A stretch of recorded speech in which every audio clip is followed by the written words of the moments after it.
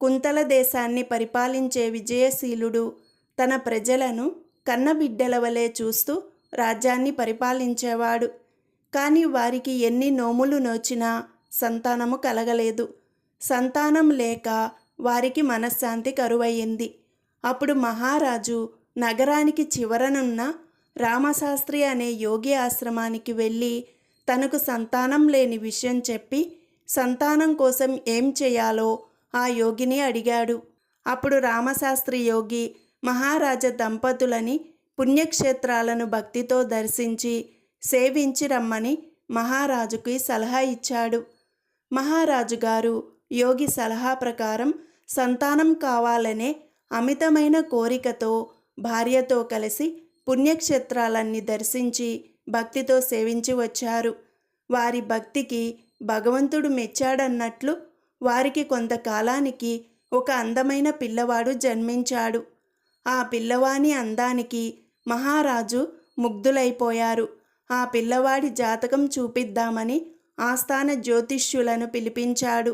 వారికి పిల్లవాడి జాతకం చూసి చెప్పమని ఆజ్ఞాపించాడు. ఆ జ్యోతిష్యులు మహారాజు గారి కుమారుని జాతకం పరిశీలించి పెదవి విరిచారు. వారిని ఏమైందని మహారాజు అడిగాడు. అప్పుడు వారు, మహారాజా, ఈ బాలుడు అల్పాయుష్కుడు, కొద్ది కాలంలోనే మరణిస్తాడు అని ఆ బాలుని జాతకం చెప్పారు.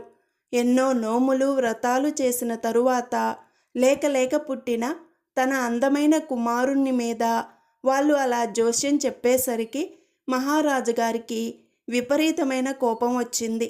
జ్యోతిష్యులారా, మీ జోస్యం నేను నమ్మను.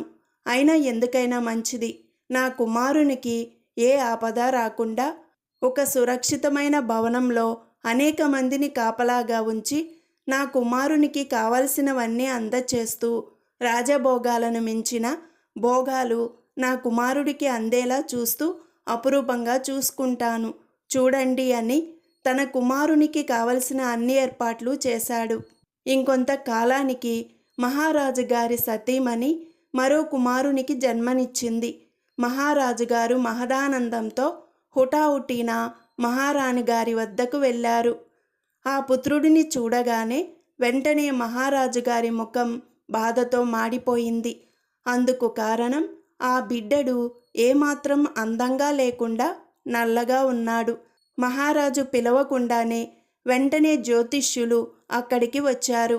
ఆ బిడ్డడి రూపం చూసేసరికి జ్యోతిష్యుల ముఖాలు కూడా బాధతో వెలవెలపోయాయి.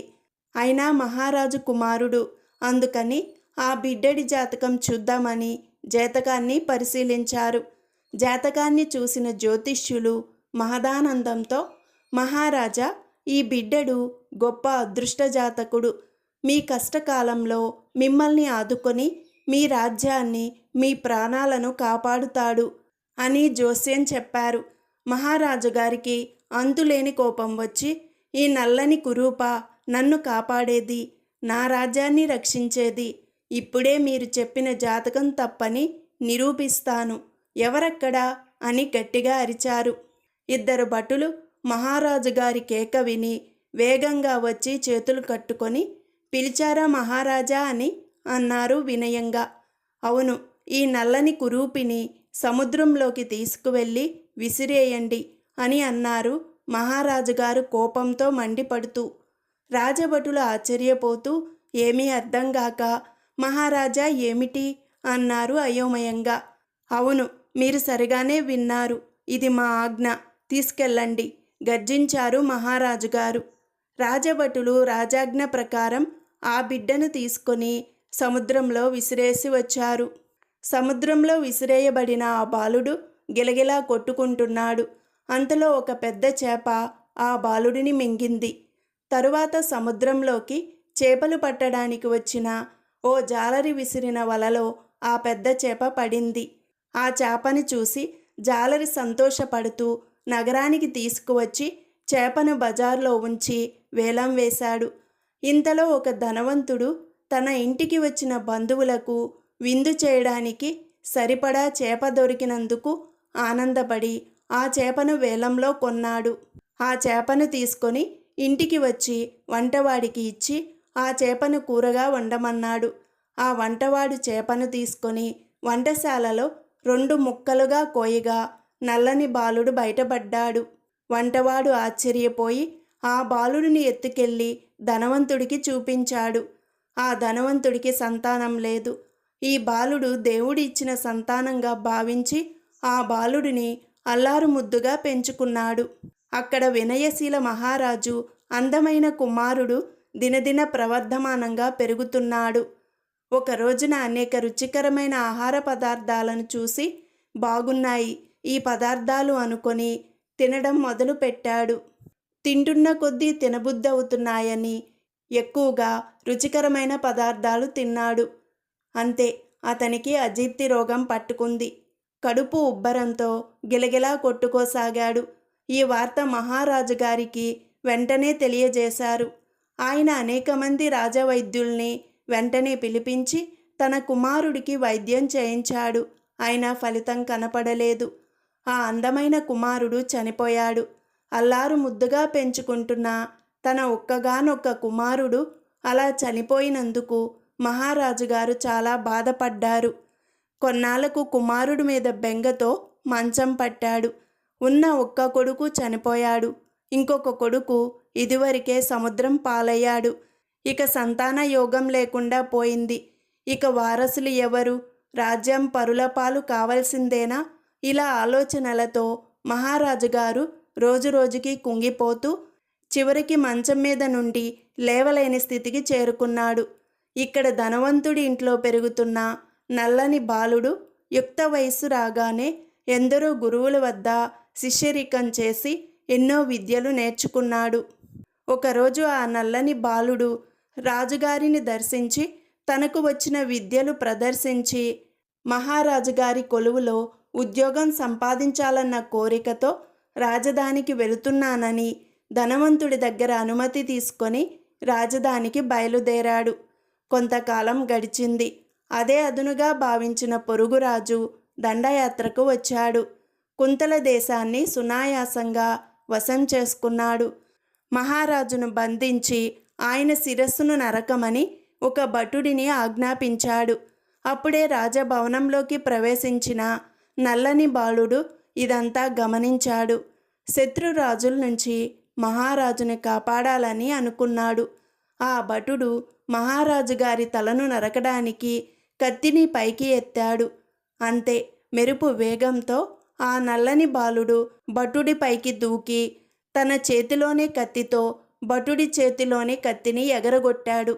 పక్కనే నిల్చొని ఉన్న పొరుగు రాజ్యం రాజుని తన బలమైన కత్తితో పొడిచాడు. ఆ పొరుగు రాజ్యం రాజు భయంకరమైన కేకలు వేస్తూ కిందపడి అటూ ఇటూ దొర్లుతూ ప్రాణాలు విడిచాడు.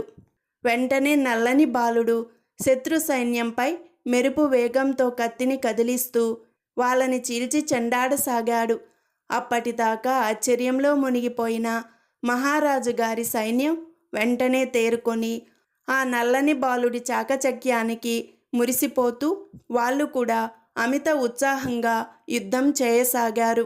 పొరుగు రాజ్యం సైన్యం తమ రాజుగారి చనిపోవడం వల్ల తమ ప్రాణాలు కూడా పోయే పరిస్థితి రావడంతో వెంటనే పలాయనం చిత్తగించారు.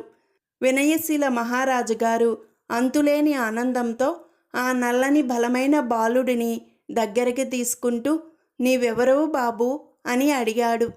ఆ నల్లని బాలుడు తన వివరాలు చెప్పాడు. మహారాజు గారు ధనవంతుడిని పిలిపించాడు. ధనవంతుడు వచ్చి ఆ నల్లని బాలుడు తమ సంతానం కాదని సముద్రంలో పట్టిన చేప కడుపు నుంచి బయటపడ్డ బాలుడని వివరంగా చెప్పాడు. మహారాజు గారు పరమానందంతో ఈ నల్లని బాలుడు తన కుమారుడేనని జరిగిందంతా ధనవంతుడికి చెప్పాడు. అప్పుడు ధనవంతుడు, చూశారా మహారాజా, మీరు అనుకున్నది ఎలా తారుమారయిందో.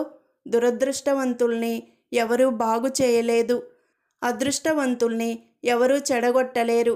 అందుకు మీరు ఒప్పుకుంటారా అని ప్రశ్నించాడు ధనవంతుడు. వెంటనే మహారాజు గారు, తప్పకుండా ఒప్పుకుంటాను. ఈ సందర్భంలో నేను ఒక విషయం చెబుతాను. కొడుకు అందమైన వాడు అయినా కాకపోయినా కొడుకు కొడుకే. కొడుకులందరినీ సమానంగా చూడాలి, హెచ్చు తగ్గులతో చూడకూడదు.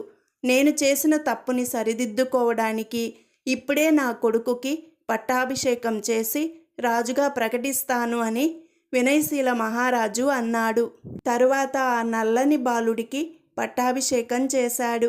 వినయశీల మహారాజు తరువాత సమర్థుడైన రాజు ఎలా లభిస్తాడా అని విచారిస్తున్న ప్రజలు తమకు మంచి సమర్థుడైన రాజు లభించినందుకు చాలా ఆనందపడ్డారు.